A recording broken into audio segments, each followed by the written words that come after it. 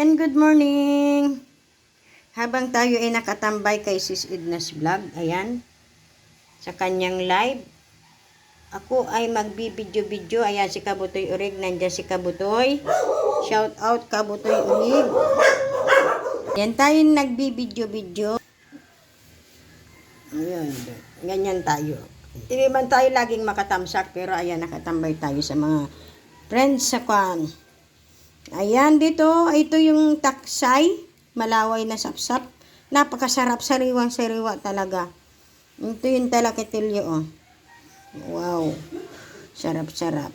Kamatisan. And then, meron ditong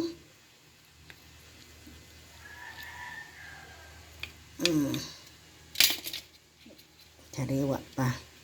Dito nyo makikita sa aking mga live, mga upload video, ang mga sariwang isda na hindi nakakatikim ng yelo.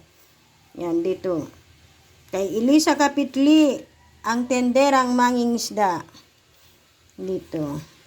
Ayan, ito yung isdang burasi. Burasi ang tawag niyan, ha. Masarap yan. Ginagawan tinapa. And ito naman yung isdang malakapas ata yan. Ito ang samoraliete. Sarap nito. Kahit dyan lang, okay na.